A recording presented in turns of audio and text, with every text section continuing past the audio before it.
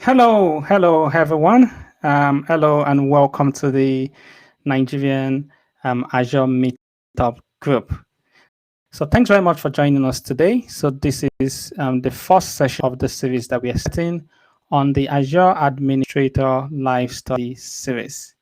So quick one before we get into the topic for today. If you're yet to register to our meetup group, please make sure you go to the URL that you can see on your screen. So that is bit.ly/Azure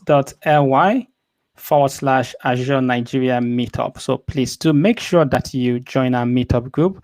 So this will ensure that you get notified for our future events that we'll be setting up. Also, if you're yet to follow us on our social media channels, you can see the different channels that we have on the screen. So please make sure that you get yourself registered and following us on our social media so you get informed of all the different activities that we are putting together as a community. So again, just let me welcome you to this live stream and thanks very much for joining us. So this live stream, just so you know, it's the first in a series of live streams that we'll be doing and in a series of live study series that we are going to be doing. The first one is for today. So that's the introduction to the Azure Administrator Live Study. But starting from next week, we're going to ramp it up a bit more because we're not only going to be having the Azure Administrator Live Study, Identity by Seyi Oluwawumiju, who is one of the veterans in the Nigeria Azure community. We're also going to be having a DevOps fundamental training. So that's going to be taken by Ewere Diagboye. And we also have Taiwo Coker on Azure Administrator Live Study, Governance and Compliance. And after that, we're going to be having DevOps Tool Overview by Damilare Ibrahim. And we also have other speakers like Introduction to Infrastructure as Code by Rafael Gab Momo. So please do make sure that you do follow us on our channels again to be informed of this. So we have other amazing sessions that are going to be coming up. So let's get into what we're going to be doing today because we only have 1 hour together and we're going to keep the time. So here is what we're going to be starting today. So the whole premise behind this entire live study is to equip the community members, our community members, with certain fundamental information that will help them as they go on in their Azure studies or even in their careers. So this is a fundamental knowledge that is going to help you as you develop in your career and in your studies. So for the Azure Administrator series, here are the different topics that we're going to be focusing on and we're going to be covering. So, and the topics that we're going to be covering are aligned with the Microsoft Azure Administrator exam objectives, so that by the end of our live study together, you'll be well equipped to be able to have more confidence to be able to go in and pass your exam, hopefully in one sitting. So we're going to be looking at managing Azure Identities and Governance, configuring and managing virtual networking, implementing and managing storage, deploying and managing Azure Compute resources, and monitoring and backup of Azure resources. So these are the different areas of objectives that we're going to be covering. And those different areas are aligned to different topics like you can see on the screen. So today we're going to do the introduction. From next week, we're going to pick it up with identity. So hopefully that makes sense to you. And again, please do go ahead and register if you're yet to register. So, okay, what are we going to be doing today when we're going to be looking at the introduction? What introduction are we going to be doing? What are we going to be covering, and what are we going to be looking at? So today will be what I call Azure Overview for Administrators. So this is sort of like fundamental knowledge that's going to be useful for you as you go on in your Azure studies. So we're going to start with an overview of the Azure Cloud Platform, and we're going to help you to understand what the Azure Cloud Platform is about. The Azure organization structure. So what's the Azure resource hierarchy? So we're going to help you to understand that today. The Azure Cloud Services, so you know the types of services that you can use in this cloud platform. And then we're going to look at Azure Management Tools. So those are the 4 topics that we're going to look to cover today. And at the end of that, sort of give some recommendation of some hands-on activity that you can do at the end of today. So again, thanks very much for joining us. So I didn't introduce myself. I just realized that. So my name is David Okeode, or David Okeode. So I am one of the community leaders in the Azure Nigeria community. So it's an amazing community. We have amazing leaders. We have, again, we have Sheyi, we have Paul, we have Imo, we have Rafael, we have Promise, we have a bunch of amazing girls and guys that have been doing amazing work, just helping to build the community. So I'm just so proud to be a member of the community, contributing member of the community. Okay, let's start first of all with the Azure Cloud Platform. So what's the Azure Cloud Platform? What is it about? So the first thing to mention is that public cloud, it's something that has started growing a lot, even in Africa, right? It's something that has begun to explode a lot in terms of adoption by many organizations. So Office 365 is one of the well-adopted services on the African continent, in Nigeria, and in just many areas around the world.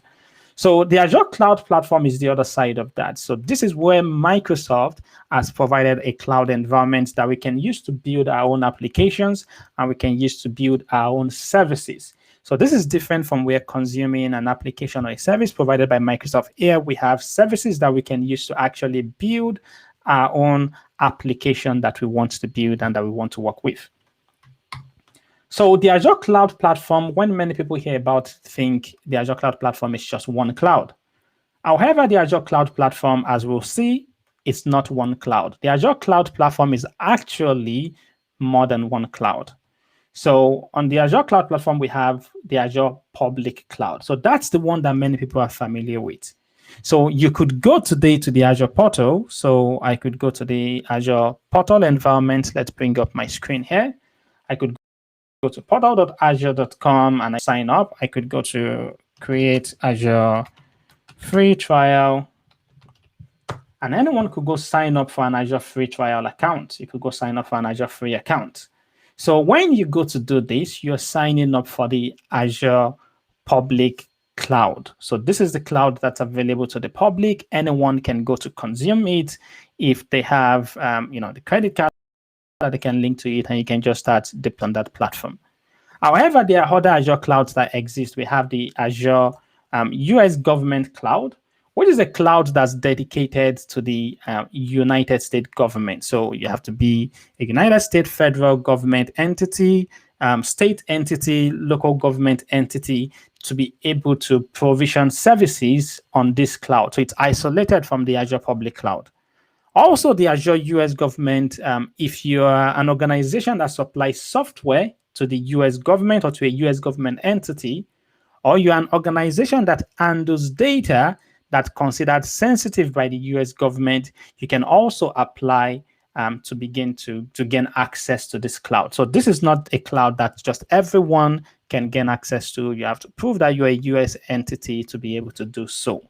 So that's another cloud. And that cloud has about 7 regions and more that the Microsoft are building.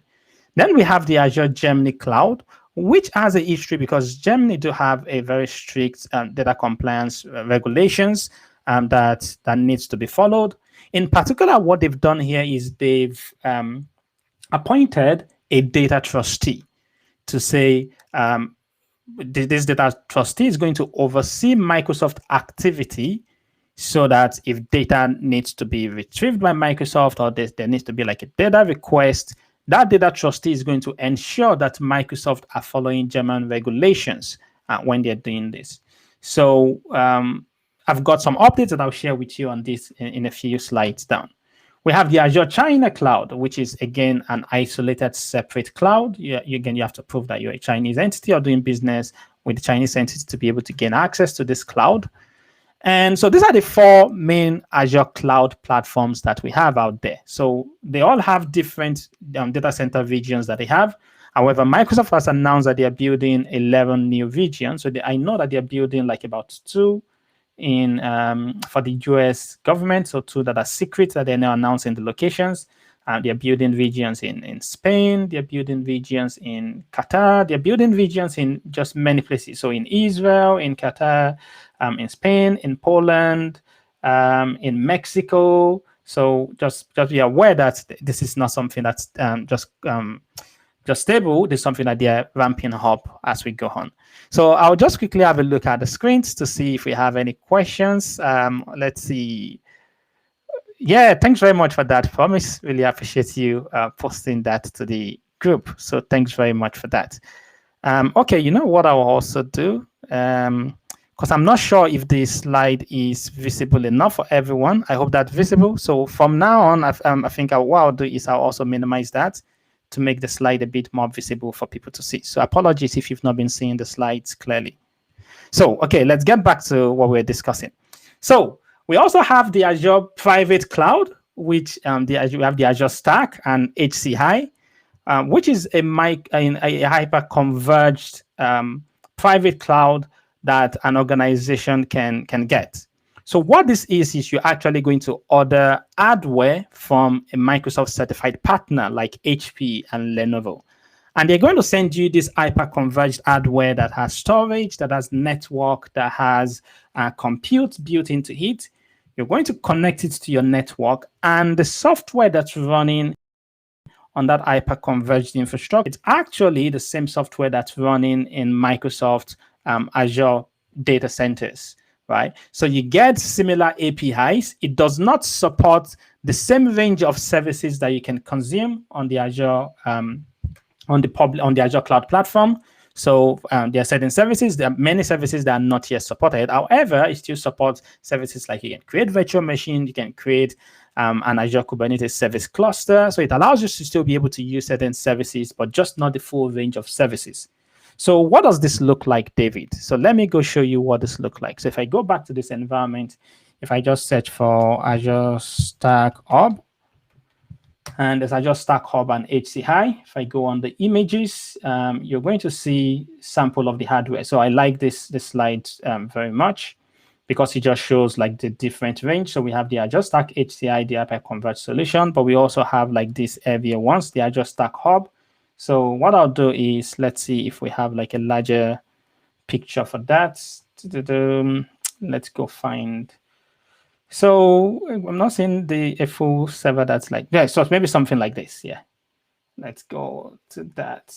So essentially you're going to get, let's get rid of that. I don't want, oh, okay, go ahead and take my data, Microsoft. And it's stuck now. So let's go back. Here we go. So something like this, right? So you have HPE ProLiant for Microsoft Azure Stack. So you get something like this. It's got compute, it's got network, it's got storage, and stuff like that.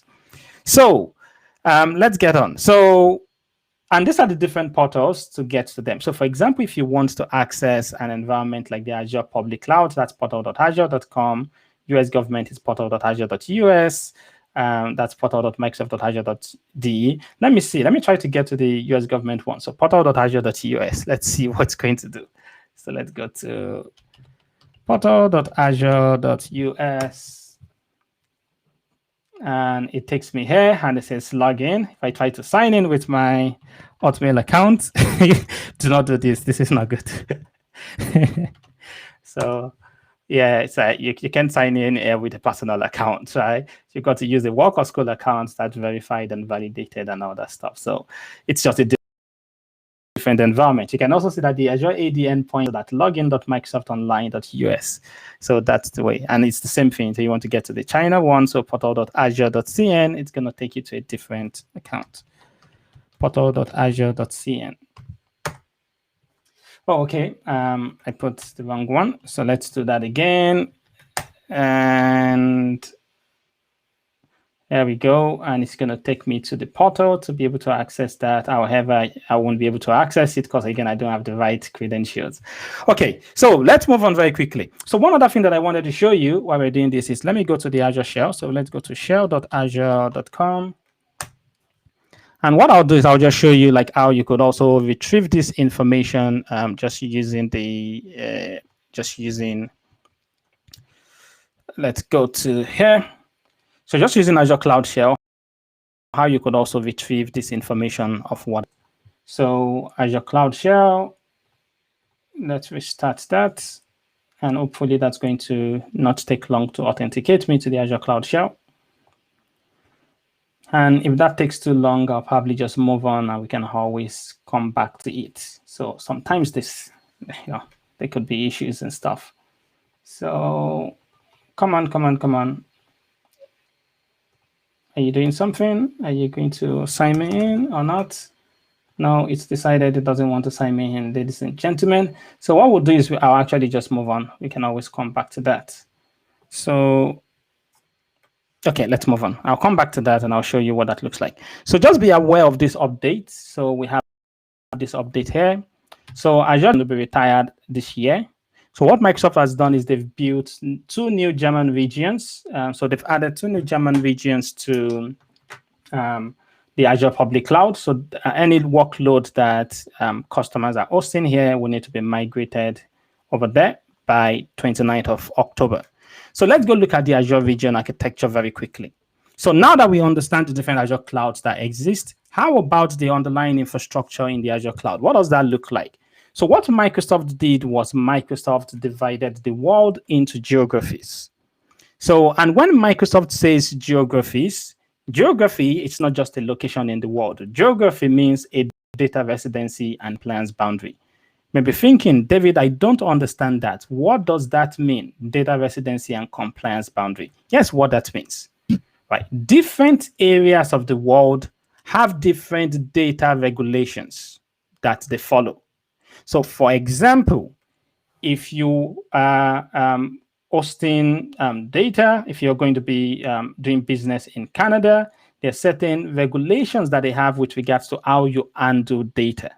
So they have different data regulations. So the same with United States, same with Mexico. So same with UK and Germany and France and Spain. So what Microsoft did was to break the world down into areas of different data regulations, right? So at the moment, Africa is classified as a single geography, right? So we only have 2 data center regions in South Africa at the moment. So hopefully that's something that's going to increase as adoption increases. So but at the moment, Africa is only 1 geography, but we have, as far as Microsoft is concerned, there are about 36 geographies that Microsoft has designated. So they are designated geographies. And those geographies, again, they just mean, here we are talking about areas of the world that have different set of regulation for how you handle data. So let's move on very quickly. So Microsoft's plan, or what they thought about, is that in every geography in the world, there's going to be a minimum of 2 data center regions. So for example, in China, there'll be a minimum of 2 data center regions. In Africa geography, there'll be a minimum of 2 data center regions. And the whole reason for that is Microsoft wants Azure customers to be able to design for disaster recovery without breaking their data residency regulations. So for example, let's say in Africa, we only have 1 data center region. So let's delete one of these. So let's get rid of that. Let's go to add that again. So let's say in Africa, let's say, for example, we only have 1 data center region. Okay, and you've put your workload in this data center region. If you want to design for disaster recovery, where are you going to put your disaster recovery instances? Maybe you have to put that in India. Now, if you do that, that could potentially break your data center your data residency regulations of your government, right? Similar to India. So let's say you have you've hosted 1 instance of your workload here, where you're going to put your disaster recovery. Will you put that in Australia? So to ensure that Azure customers can design for disaster recovery without breaking their data residency regulations, Microsoft decided that there's going to be a minimum of 2 data center regions in a geography.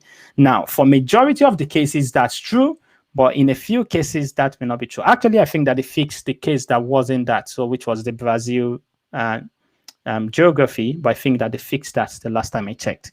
Let's go have a quick look and see the different geographies that exist in Azure. So let's discard that. So this is still thinking about it. I'm thinking something is not right. So I'm not sure why it's taking so long. Okay, let's just go have a look at Azure Geography. So if I go to Azure Geographies, and there is a nice document that Microsoft has, choose the right Azure region for you. If you go to that document, it's going to take you through to the geographies documentation. And if you go to under geographies here, you see the different geographies that exist. So here are the different geographies, and there, at least the last time I counted them, There were 36 of them. So let me just go have a quick look and see if there's any questions or anything. So, we got a few questions here. So let's see. Somebody said, why create for only USA government? Good question, right? So that can actually be confusing because what actually happened was initially, so Microsoft just called it they just called it Azure Government. And that used to be confusing to many people because you think, oh, that's Azure Government. Does that mean Azure Nigerian government, Azure UK government, Azure China government? No, it's just Azure US government. So unfortunately, I believe it's just a business decision, right? So, Microsoft just won a big deal. They won a $10 billion deal over Amazon with the US government. So, I think it's just a business decision. So someone else asked the question. So let me bring the chat to the overlay so you can see the chat also. So let's see. So someone asked a question of, please, do you record the session? The answer to that is yes, we do record the session. So go to our YouTube channel, subscribe to our YouTube channel. Also search for my name, David Okeyode. So search for my name, David Okeyode, on YouTube and subscribe to my channel also. So myself and Sir Kofi, so someone I call Sir Kofi. If you do not know Sir Kofi, right, you need to join some of the sessions that I do with Sir Kofi. You need to meet him. He's a very special guy. So he's a strong giant in the world of Azure. So make sure you register. So, but follow me on my YouTube channel and also follow the Azure Nigeria YouTube channel. So we will post the recording after that. So let's see another question. Yep. So thanks very much for answering that. And let's see, Promise. Awesome. Thanks very much, Promise, for that. So awesome. Let's see any other new questions. Oh, I think those are the questions for now. So let's move on. So here are the geography. So you can see the different geographies. So if I go here, if I go to Africa, you see our geography is Africa. So these are just geographies that are close to us. Let me make this a bit larger so you can see the screen. So you can see Africa. We have South Africa, North, which 3 availability zone, data store that's rest in that. Right, we have Israel coming soon, Qatar coming soon, UAE coming soon, and other stuff. So essentially, those are the different geographies that we have that exist. Okay, anyways, let's move on and let's see. No problems at all. So so what does it look like inside the geography, David? Right, now we understand the concept of geography. What does it look like inside the geography? So inside the geography, we mentioned that usually Microsoft wants a minimum of 2 regions. There are some large geographies like US that has multiple regions. US has lots of regions, more than 2 regions. So what Microsoft also tries to do is that the regions, wherever possible, they're going to be greater than 300 miles apart from each other. So this is, again, this is a disaster recovery decision. This is not always the case. Like, for example, in UK, the UK South region is in London. UK West region is in Cardiff. So London to Cardiff are not 300 miles, are not greater than 300 miles apart. However, they are still far apart to ensure that they have different fault zones, different flood zone, different electrical grid, different hurricane zone. So essentially what you're trying to design for is that if a disaster affects this region, most likely, except it's a major disaster, it's not going to affect that region. So that's the plan for that. So I just realized I forgot to take off the chat. So let's go do that. So I'll come back to questions in a minute. So the regions, they are grouped together in peers for platform service replication. So this will make sense when we get to Azure Storage. I believe Azure Storage will be handled by Promise, who is currently on the line now. So Promise will talk about replication of data, and it's going to cover those in this topic. So within the regions, we have something called availability zones. Just think of availability zones as distinct data centers. So distinct data centers within a region. So that's what availability zones are. So availability zones, for example, like in UK South, for example, there are 3 availability zones, and they have different water supplies, different power lines, different network, different generators. So the idea behind availability zones is that you can design for high availability. The idea behind regions is to design for disaster recovery. But this is not about disaster recovery. This is about high availability. So for example, if I'm designing for high availability, if I put one instance of my workload over here, and I put another instance of my workload over here, the latency is too much for me to do synchronous replication, right? So there's going to be latency for that to work properly. So, but if I put one instance of my workload here and I put another instance of my workload here, they are in the same region, they are connected via fast network links, I can do synchronous replication. So that's the idea behind that. So the idea is if you want to design for high availability with things like synchronous replication, put your workload, split them in different availability zones. If you want to design for disaster recovery, split your workloads in different regions. That's the idea behind this. So not every single region in Azure supports availability zones. So let's clean up the screen. So there are some regions in Azure that do not currently support availability zones. Microsoft's commitment is that by the end of this year, 2021, that we're in, every single geography will have at least one region that has availability zone in it. So that's Microsoft's commitment. So one other quick point to pass on to you is that in order to ensure that the load is balanced across these availability zones or data centers within a region, Microsoft has decided to essentially randomize the availability zones per subscription. Now, you may be thinking again, what does that mean? I like when definitions use like this, fancy words like randomized per subscription. But what does that mean? Here's what that means. Normally, if you have your Azure subscription, let's say you are customer 1, I'm customer 2. For many people, when they are creating their workloads, they usually just select the easiest one, right? So I want to deploy a virtual machine, for example. It gives me the option of availability zone 1, 2, or 3. For many people, they will just put that in availability zone 1, right? It's like just put it in 1, And what could end up happening is that if availability zone 1, that data center, if it's the same for every customer subscription, what could end up is that every customer, majority of their workloads end up on availability zone 1, and then availability zone 1 becomes heavily loaded, while these ones are not doing much. So to avoid that, Microsoft decided to say, so for example, in your Azure subscription, availability zone 1 could be pointing to this data center. In my Azure subscription, availability zone 1 could be pointing to another data center. Availability zone 2 for you could be pointing to this data center, while availability zone 2 for me is pointing to another data center. So that's what we mean by that.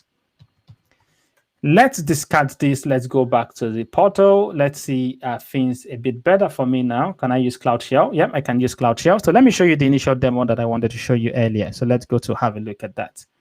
I'll just make this large. Let's go to test. Oh, yeah, that's large. Okay. Let me just do AZ Cloud list. And I'll output that to a table.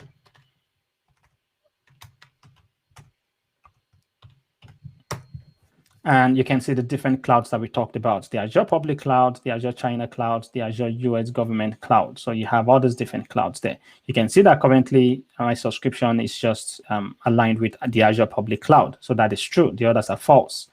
So if I wanted to see like the API endpoint for the cloud, I can do an AZ Cloud show. And I can specify the name of the cloud. So if I just do Azure China Cloud, and I run that, it's going to show me the different API endpoints, like the Azure AD endpoint for that cloud, the different services and their different endpoints. So this is useful information, especially for developers. Another thing, if I do just Azure AZ Cloud show name, there are other parameters that we could use. So yeah, you know what? We'll come back to that. Let's just move. Yeah, okay, let's move on. I'll come back to that later. Okay, so hopefully that makes sense to you. So now that we understand geographies, availability zones, and the Azure platform, let's move on. I'll just show you just a few pictures here to help you to see what some of these data centers look like. So for example, we have some data center in Quincy, some in Wyoming, and there is Dublin Highland. Actually, you know what? Just yesterday, I was reading on my news feed that Microsoft, let's drag this, that Microsoft announced something called the Azure Data Center. Let me go bring that up very quickly. So they announced, so they've always had like this stuff, but I thought that they updated it. So they have something that allows you to be able to do like a virtual tour of the data center. So Microsoft Virtual Data Center Cloud. So let's bring this up. So essentially, if you just search for Microsoft Virtual Data Center Grounds, the cloud in reality. So it's going to take you to like a location that you can essentially see how the data center regions, what they look like. And then you can also take a virtual tour. So they have like so check out the virtual data center experience. So if you go in on that, you'll be able to actually just move around and see like how some of those look like. So they have like a nice virtual tour that you can take. So this may take a while to load, and I probably shouldn't have clicked on that because I don't want it to overload my internet connection. So, okay. Here we go. So it's going to allow you to be able to do a virtual. I think it's going to start with a bedside view. So you're going to be able to look at it from the sky, and then you can now drill down and see it. It's taking a while to load. While it's doing its thing, let's go have a look to see any question. Any question? Here we go. Look at that. It's coming up with a few things. So let's see any questions. So, oh, sorry, someone said, okay. Thanks very much. Really appreciate that. So thanks very much for that. And I can see, it's Sir Kofi on the line. Awesome. Awesome. Well done, Sir Kofi. So again, if you do not know Sir Kofi, you want to join our show tomorrow. So you want to join our show tomorrow, you need to meet Sir Kofi. So do data center in the same region share the same electricity? So very good question. So if I go back to the slide that I shared earlier, so one of the points that I brought up is that they have different electricity sources. So let me go back to that slide. Let me bring back the slide. So very good question there. So if I go back to the slide, you see that over here mentioned that, so availability zones are data centers in the same region, right? So you can see that they have different power lines and they have different generators. So essentially they are on different power lines, they are on different network, they have different water supply. So that's the idea behind that. So that answers your question. So let's see. Okay. Yep. I'll remove the screen chat now. So Takimi says, please remove the screen chat. So remove that. So I won't be able to be going into this one, but what I will do is I believe I can also send you a chat. So I can put this in the chat window so that you can also just follow that and see what that looks like. Okay, so let's close that. Let's quickly go on and then complete the rest of this, and then we'll do a roundup. So let's look at the Azure organization structure very quickly. So the Azure organization structure, what are we talking about here, David? Now we understand this amazing infrastructure that's behind the Azure platform and the different platforms that exist and how Microsoft has designed that. I want to start creating services on this platform, David. What do I need? What you need is you need an Azure AD tenant and you need an Azure subscription. Those are the two things that you need, right? You need an Azure subscription and an Azure AD tenant. If you think about it like it's like a bank, right? So you're like, oh, okay, I want to start using the services of this bank. You need a bank account, right? So that is what your Azure subscription is. That's your payment account to say that's how you pay for Azure services, right? And your identity, Azure AD identity is like your ID. That's where your identities are stored. So Azure AD tenant is where your identities, like your users, your group, your service principal, or your managed identity. So this is identity for applications. This is identity for resources. So your identities are stored in Azure AD. Your resources that you're going to be creating and your services that you're going to be creating are going to be stored in your Azure subscription, right? So this is what you need to be able to use this Azure platform. So also be aware that there is a trust relationship between an Azure subscription and an Azure AD tenant, right? So the way that is going to work is that this subscription trusts this Azure AD tenants to do its authentication. If a user tries to access this subscription, maybe using something like the Azure Portal, so I'll just put a P, and the user tries to access this Azure subscription to the Azure Portal, the user will be redirected to Azure AD. Azure AD is going to perform authentication for the user, give the user back an hot token, and then the user can then use the token to manage their Azure resources. So that's sort of like the flow of all that, how that works. So just be aware of that. So there are different types of subscriptions. So if you go to sign up for an Azure free trial subscription, you're going to get $200 credit that you can use for 30 days. And then you have limited access to some services for 12 months. So this is the one that I'm going to encourage you. If you do not have an Azure subscription, ensure that you sign up for an Azure free trial subscription. If you're not sure how to do that, so join our groups, right? Join our meetup group, join our Telegram group, ask a question. We have a lot of amazing people that can help you out with that in the community. So there are pay-as-you-go accounts, there are enterprise accounts, and even if you're like a student, there are certain options that Microsoft has made available for you. We also have like an amazing Microsoft student learn community in Nigeria doing amazing things. Okay, so we have just a few more minutes, so let's go talk about other things. So right now, let's talk about a few other things about subscriptions and services. So just be aware that when you create an Azure subscription, there is a resource limit, right? So resources in Azure have a quota. So for example, by default, if you create a free trial account, you can have up to 10 virtual CPUs per region per subscription. So what that means is you can have 10 virtual CPUs if you want to deploy compute in UK South, or if you want to deploy compute in the South Africa region or any other region. So just be aware that there are limits. So some of the limits, they are just the default limits. You can raise some Microsoft support tickets to increase some of those limits, but not for all of them. Right, so you can do that. So I'll just show you where you can get those information from. So first of all, if you have an existing subscription, let's minimize this. If you have an existing subscription, you can go to your subscription. So go under subscriptions. And when you select your subscription, you should be able to just go to,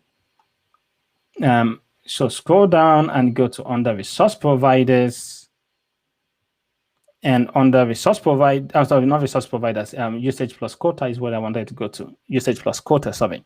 So go to under usage plus quota, and you'll be able to see what your current quota looks like, right? So if you're, if you've maximized anything, it's going to let you know. So what your quota looks like. So and you can do that on a service basis. You can do that based on what you're using and what you're not using. So and you can also request for increase for allowed services here.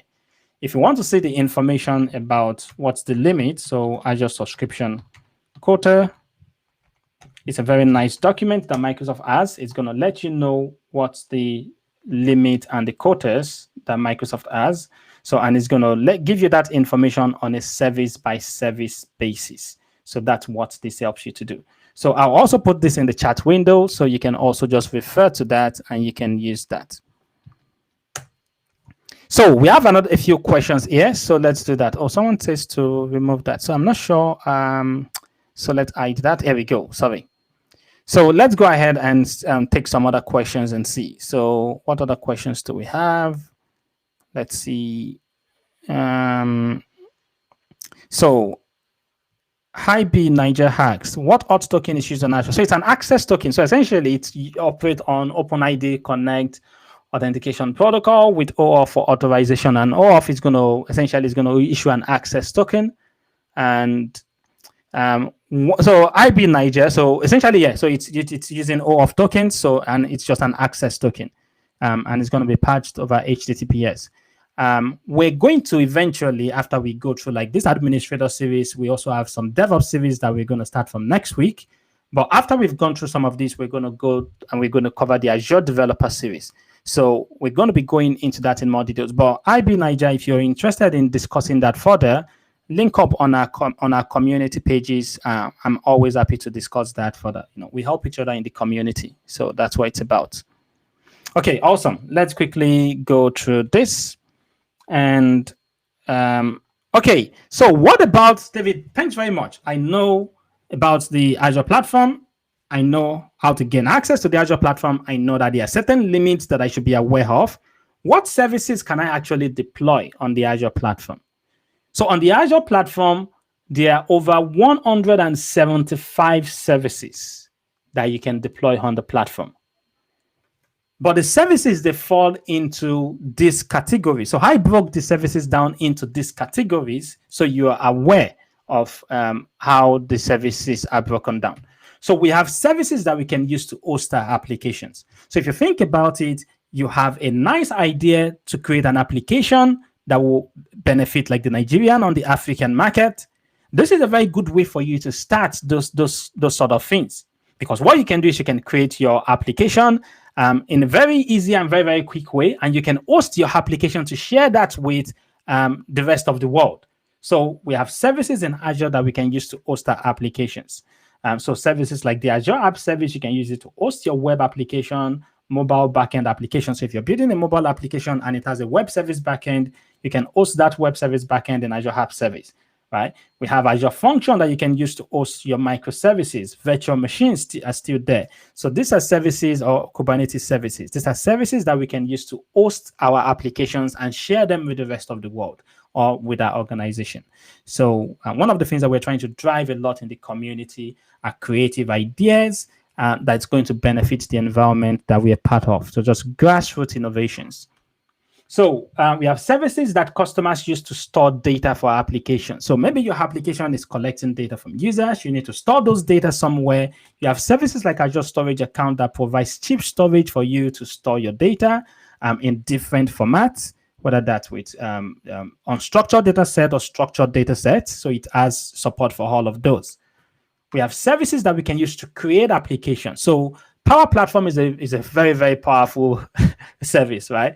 So, but there is an equivalent, something equivalent for that, which is geared more towards developers. So, however, it works in a similar way. It allows you to build business workflow in a low-code or no-code form.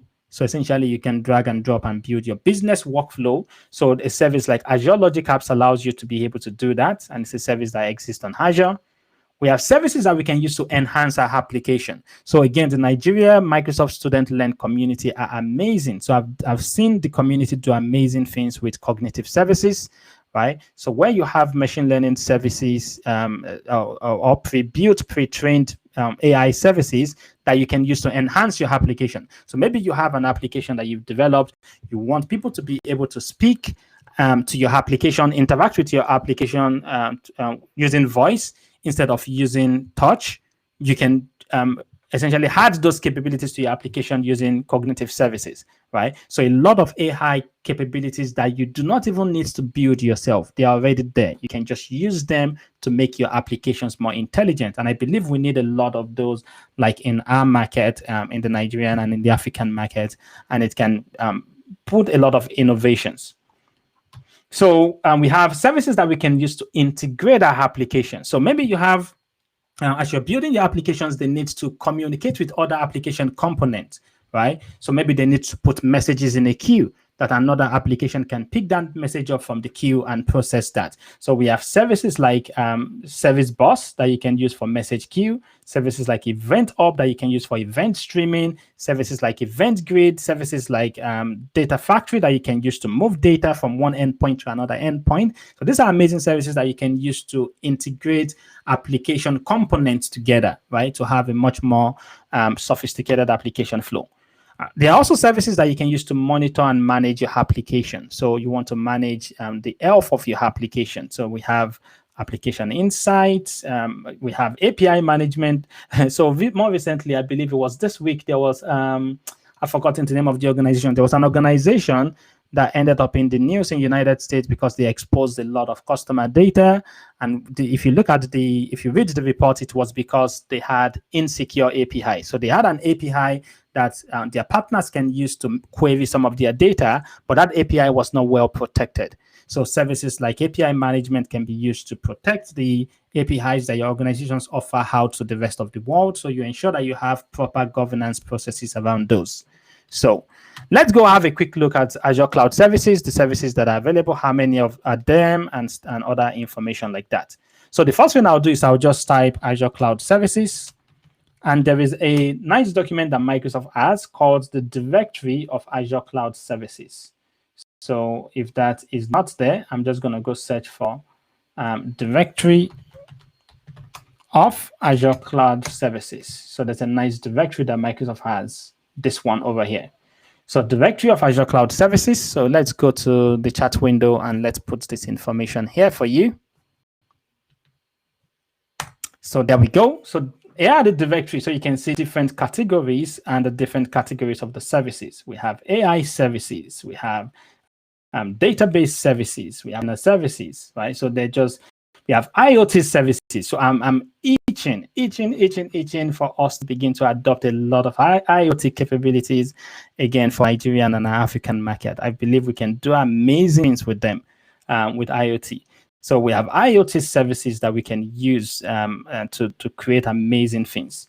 And just lots of different other services that we can use. So we have lots of services like that. So anyways, let's see how many services does the Azure Cloud Platform offer. So I'll go back to the Azure Cloud Shell and I'll just restart it. And let's go see how many services does the Azure Cloud have. So what we're going to do is we're just going to go to this URL. We're going to get a list of all the services that are listed here. We're going to remove any duplicates and we're going to list the number of services that exist. So hopefully this gets this goes through very quickly. Is it broken again? Is it broken again? Cloud Shell. If it's broken, I'll just move on. I think it may be broken. Cloud Shell is broken again.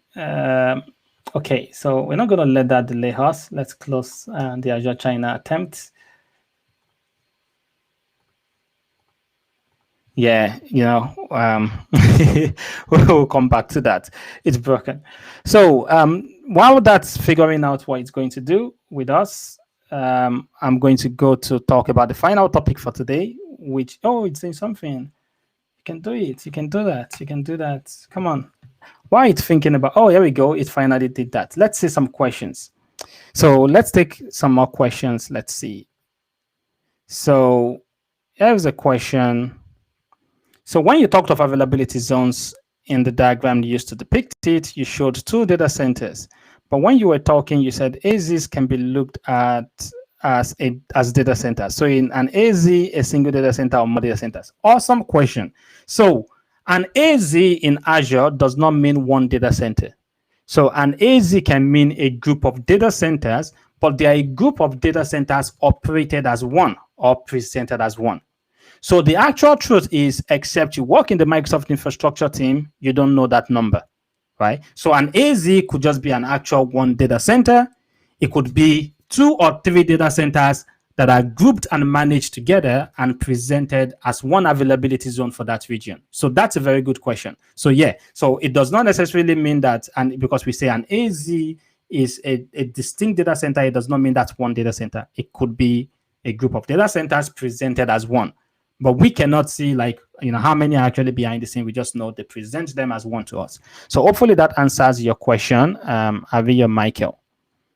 So any other questions? So no other questions. Let's round these up. Okay. So what I was going to do was to show you this. So let's go. Okay.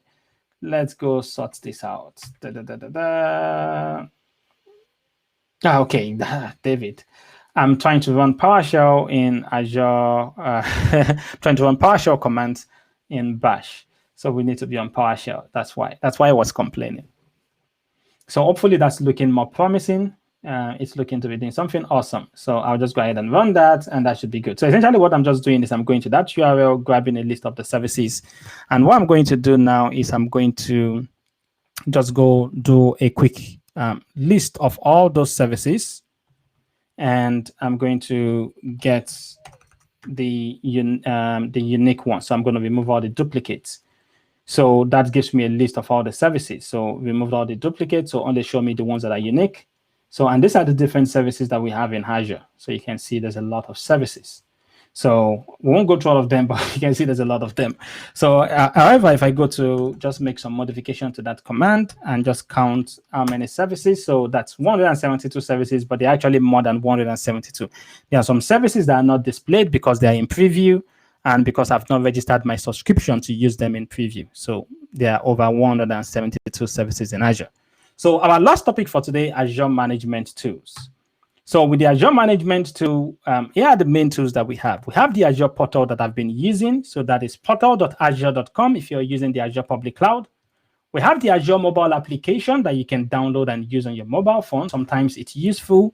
Sometimes maybe I'm on the bus or on the train and I remember, oh, I forgot to power off this server or something. I can quickly log in on my mobile phone and power off the server for my mobile application. So Azure Powershell and Cli, which I've used both of them today in the demonstrations. So these are command line tools that we can use to manage Azure. And we have Azure Cloud Shell, which is a command line tools that we can use to manage Azure, but without having to install the tools locally. Let's have a quick review of these tools. So Azure PowerShell, this is a web-based console, right, that we can use to manage Azure. So it's a web portal that we can use to manage Azure and our resources. So the URL is portal.azure.com is the URL to access the Azure Public Cloud console. And also, if we go to access it, we'll need to authenticate with our Azure AD credential.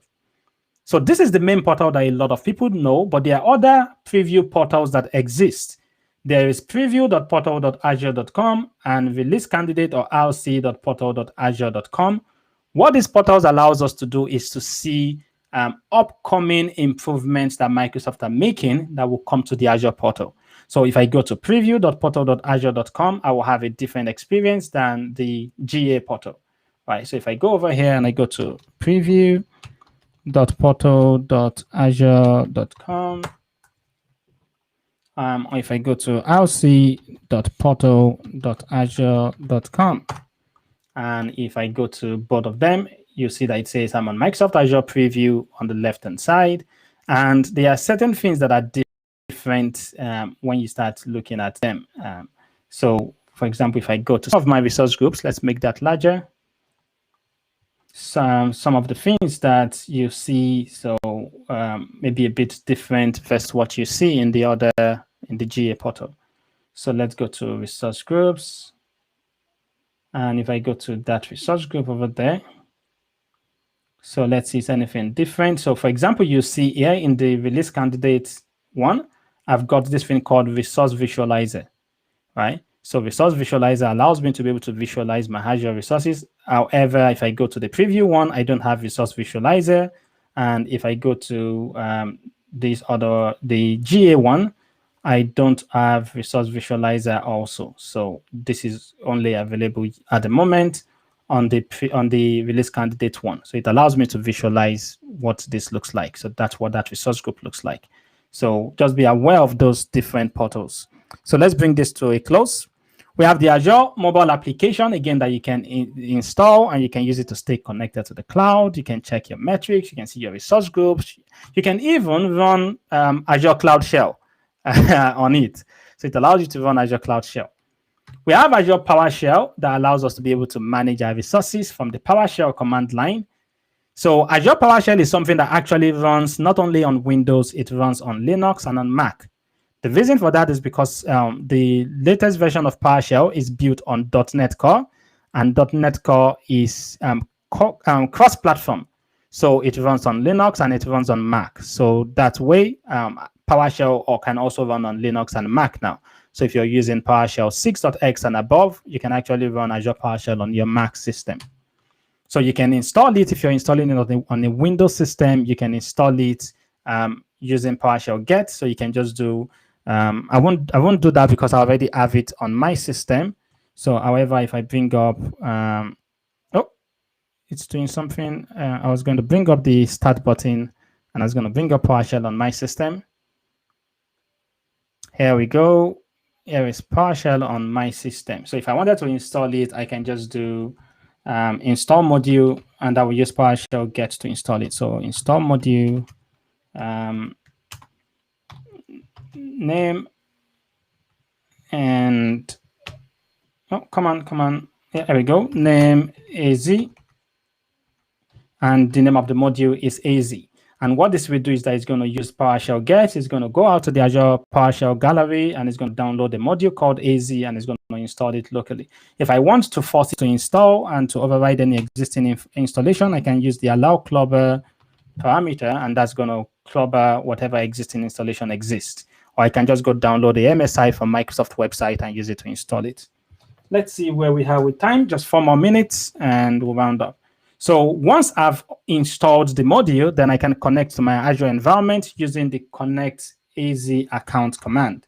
So if I run that command of connect AZ account, and if I run that, it's going to come up with a browser window that's going to ask me to authenticate, and then I can use that to authenticate. I can always also store my credentials in a variable and use that. So I can go pick one of my environment.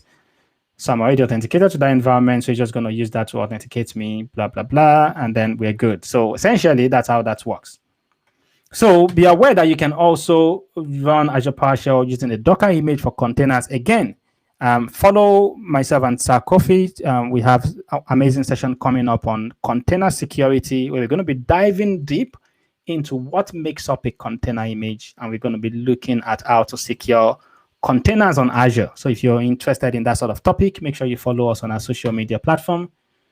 And also we've got, so that's how you can pull that PowerShell image if you wanted to run Azure PowerShell as a container image. Azure CLI is the equivalent of Azure PowerShell, but for people that are more familiar with Linux type commands. So essentially you can use it to manage your Azure environment using Linux type, using bash type commands. So I believe I have it installed on the system. So let's clear the screen. If I do AZH, it should show me if I have that, if I have it installed, which I believe I have it installed on the system. Here we go. So I can see I have it installed. So this is the Azure CLI. I can just use it to manage my environment. It's also one that we can also run as just a Docker image. I can go pull that Docker image from Microsoft registry, and I can run that as a Docker image. And then finally, we have the Azure Cloud Shell. With the shell environment, we can use CLI in the web browser without having to download or install anything. So when we do that, it's going to create a storage account for persisting our files in the backend. So ladies and gentlemen, let's see, have we done what we set out to do today? Because we have just 1 more minute and I need to stop. So have we done what we set out to do, David? Have we covered all the topics that we set out to cover? So the answer to that, I believe, is yes. So here's what we set out to cover, and here's what we've done. We've covered the Azure Cloud Platform. We've covered the Azure organization structure. We've covered the Azure Cloud Services and the different categories of services and the Azure Management too. If you are yet to, ensure that, again, you go to our different meetup pages and make sure that you make a note of these and you register and you follow us. And we'll see you next week. So next week, we're going to carry on with the Azure Administrator Life Study. So we have Sheyi Oluwabumiju, who is one of the veterans in the Nigerian Microsoft community. And then 6 p.m. to 7 p.m., we have DevOps Fundamental Training by Ewere Diagboye. So these are amazing speakers that you want to listen to. So thanks very much for joining me today, and we'll see you next week. Have fun, ladies and gentlemen. Bye for now.